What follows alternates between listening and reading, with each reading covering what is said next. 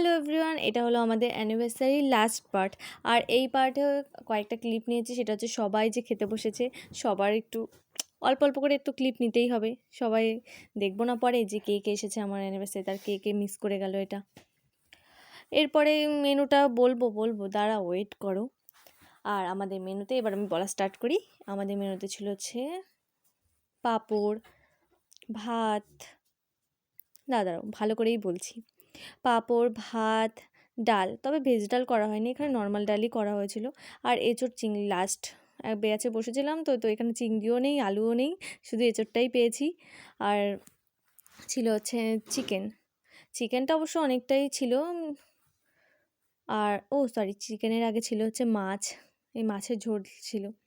লাস্টে বসলে যা হয় সেটাই, ছোট একটা পিস পেলাম।